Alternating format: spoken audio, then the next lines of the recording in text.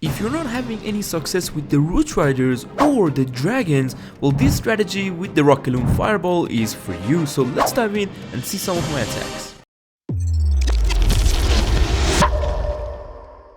Alright, here we are on the first base, and guys, I'm gonna tell you all the tips and tricks with this strategy on this video. So hopefully I won't mess something in, like just having to not tell you, I'm gonna try my best to explain everything.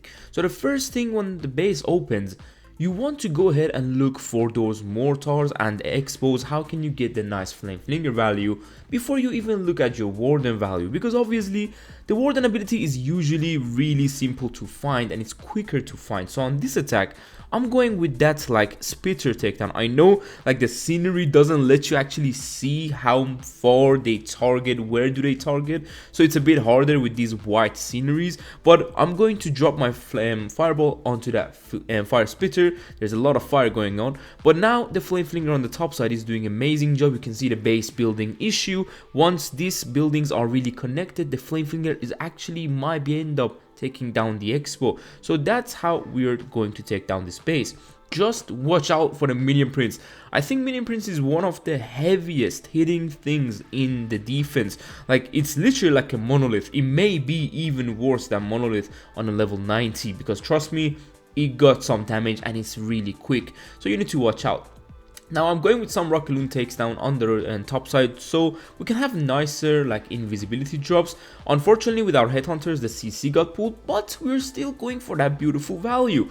Got it, and look at the base. Like, we are getting like, what is it, 50% of this base gone, and there's a lot of trash. But if you want to put defenses, that's more than 50% defense. So going with my king and queen, of course, on this side. A bit bad headhunter drop on the enemy queen, which is sometimes, it's there, but you need to watch out. My warden does end up following the super minions. This is why you don't really want to have your warden where you drop your flame flinger, because yeah, it can go and target whatever they are targeting, basically. Raging up and going with those Coco Loons, you can see how now the super minion can actually tank. Going with the king ability, and this is where you're like, hold on, the base is gone, we still got spells and 3 heroes, but I'm adding the RC. Sometimes I'm not into swagging that much. I'd rather just drop everything if I'm like in a hurry or I'm tired of my attacks. It's the end of the day or it's the end of my attacks. I just drop everything so we can get it over with and go quicker to the next one. But of course on this one you can see the swag, and it's been incredible. I'm using this strategy and Lalo at the same time just because I want to get used to this like very kind of, I would say, strategic approaches to the bases, because I've been doing a lot of like air spam, and the current hard mode is actually quite intense to get used to. So yeah, I'm doing these strategies and hopefully we can show you some hard mode in future on the channel. But for now, let's move on to our second hit. Alright, here we are, another heavy rage core, and guys, like, this rage tower is insane. But usually what people do is they go from like this side of the base, with the fireball, like going from lower side, dropping on the scatter, or even going very heavy on the monolith. Like, this don't work that good. But what I do is I'm going from the top side, dropping again on the fire splitter. You might be saying, well, this is a coincidence, you're always dropping on fire splitters. Now don't worry, these bases are just it. But you can see we took down that mortar, and now the flame flinger has basically access to 2 big heavy major defenses with a nice funnel. But the important thing is that is in 2 compartments. You're getting so much value from just one flame flinger. And just look, the base overall is like around 6-7 compartments. 1 of them goes with fireball and the rest warden charge, and 2 of them goes with flame flinger. You can see how compartment by compartment you're taking down bases. And don't worry, it's not that deep to think about it. Once, as I said, you find the flame flinger value, you take the mortar down, the flame flinger is fine. You just need to watch out and don't have everything zoomed into your warden walk like this. Have it a bit more zoomed out so you can see your flame flinger in case there is some skeletons or something comes up and you need to watch out. Now I did go down with the wizard tower takedown, just like the last attack with the ricochet cannon, so we can have better, well, fireball and invisibility drops. But notice this, I'm going with the invis on my warden, double invis, and then the fireball. You might be saying, why did I go on invis? It's because the clan castle would have gotten pulled out with my warden because of the angle we chose for, and that angle gives you less damage on your warden, but it's risky to pull the clan castle, so you need to indeed invest more spells, but it's more worth it because look at my warden, he's still going. And now this is where we took down around 4 fully compartments of this base, and the other compartments is easy to take down, trust me. This is why we got a Skelly spell in case there is an Inferno tower, and this is why we got the Frosty on the Queen, so you can actually freeze the Inferno or make it kind of slow or tank in this case for our Queen, because if you have the Unicorn is behind the Queen, and if you're diving into single Infernos or the Monolith, she can get cooked. But notice this, going with the King just to have separation of the Sui, going with the Baby Dragons and the army here. The Baby Dragons are for your kind of funneling purposes with your heroes. Now is where I add the RC again, just for the back end, and you can see we got 2 freeze, rage, poison, 8 Rocket Loons, and yeah, I mean, like guys, what else you want? Like, this strategy is so enjoyable, and I've not done it a lot in the past just because obviously I had other strategies like, you know, my super witch approaches and my other spam approaches when like the spam was more in the meta. But obviously right now I'm enjoying Lalo and the Rocket Loons a lot, and you guys probably have seen my Lalo video on this channel like a few days ago. But well, this Rocket Loon is really enjoyable as well. But let's move on to our third hit. Okay, here we are, and we got a very weird base, and these bases usually are the ones that you actually might end up failing because of the way you choose your fireball value. Okay, everyone wants to get the core, and actually I wanted to get the core too because it's juicy, right? Like, the core is amazing. If I can drop my fireball on that multi-inferno, we can get heavy value. And yeah, I mean, the base is looking a bit weaker than the other ones that we hit, but it's still a decent base. I don't know why we got this base. I think this guy was like 5,000, maybe 400 trophy, and it's unfortunate that, you know, players from way above can actually hit these type of bases.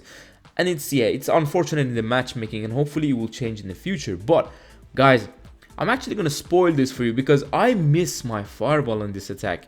And it's crazy, I know, but let's look at what I did wrong, okay? So, going to stay a bit for those minions. Of course, we got the Flame Flinger on the left side. As I said, we took down the mortars and went with the Flame Flinger. Now is around the area where I was scared for the enemy Queen, but I had a very good Headhunter timing because the moment the Expo is trying to go down, that's when I drop it. I know Warden will step up, I know the Headhunter, all it takes is one shot and it's good enough for your Warden to finish the enemy Queen. But notice this. Here is where I was choosing to go with Invis spells, but the Inferno was not going down as quickly as I thought, and boom, we hit the Warden on literally nothing, a Wizard Tower and a Mortar. This is insane. Now going into the core with the Invisibility Tower is going to be toxic, but notice what I do, Rage, Invis and the Skeleton spell combo just to tank for the new defense. I don't know what to call it still, like the name is too long, but still.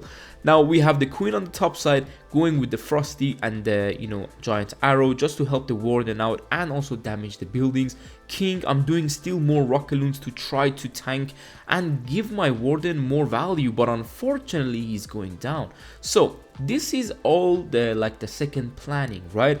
You can see the base is not much left, even though the fireball didn't work. Like, the King and Queen is doing amazing job. You still got so many Rocket Loons and spells, and the Town Hall, look, I didn't even like panic to send my RC. This is Legends League. Like, the damage on the bases is not many, like, you know, it's not much. So you can go risky and sometimes risk it all because Town Hall doesn't have a poison. So it's like, okay, you can literally finish it like it's a Wizard Tower or it's a multi-mortar. You can literally finish so easily on the Town Hall, and look at this swag.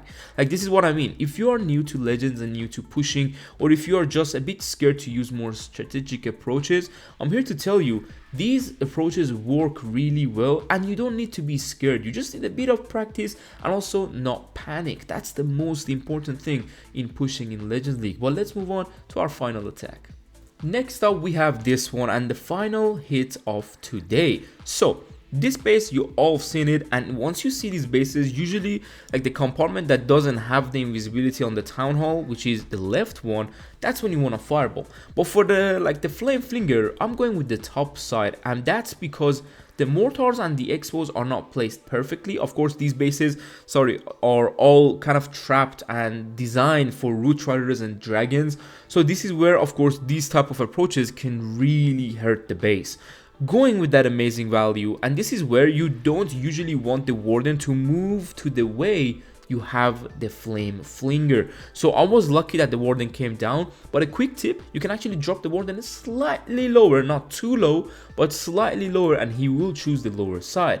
Going with that nice flinger on the top side again is going to give us amazing value and 2 major defenses. Now the warden is at around the CC, so you need to watch out. If you zoom out too much, you might not be able to get that poison spell right. So going with that air defense takedown, going with the baby dragon. The baby dragon here, guys, I really wanted to funnel these few buildings so my king can go ahead for the other invisibility tower. And for those who are asking why I'm not running the magic mirror, it's because this is Legends League. If you're hitting wars or tournaments ESL, you can kind of go around and switch around the equipments. Not always you're gonna hit an invisibility tower, especially in ESL, because there is not much invisibility towers, but that's when you can choose the magic mirror and the healer puppet, have the queen with your king to dive into bases. But here in Legends League, you actually find a lot of those invisibility towers, so the queen giant arrow is just an amazing thing to get it done with. Now I tried to unbreak the monolith. Obviously I didn't think it would have worked, but it didn't anyway. So now the king has access to that compartment. Also going to watch out for my queen, but you can see the Frosty, like it's basically like a mini ice golem moving around your queen. It's amazing how it works. King ability got that value. You can see we are kind of crushing everything together. And notice this again, this is the time where if you're low on time, you can drop the RC, but if you're trying to swag, you can keep the RC, keep the spells, keep the loons. Like look at this, like these bases are getting wrecked. Last time I saw like these bases, it was with Lalo, and I swagged like my RC, I believe, on it as well. It's just, oh sorry, I swagged my warden on it. It was crazy, it was crazy. But like these bases just don't work against these type of strategies. Obviously these bases in general don't work as well anymore because people get used to how to hit them, but still you can run it. But again, as I said, in low legends or mid legends, in high legends it's not really going to work out well for you. But this is how crushing the strategy really can get, and hopefully you guys who used to hit this army can now go back and try this army again, because obviously we all want to enjoy the game, right? And these armies are ones to kind of make the game more enjoyable for me personally, and hopefully that is also the case for you. And if it is, well, the link of the army will be down below in the description. And hopefully you guys enjoyed this video. Come back to Blueprint for more. Take care and peace.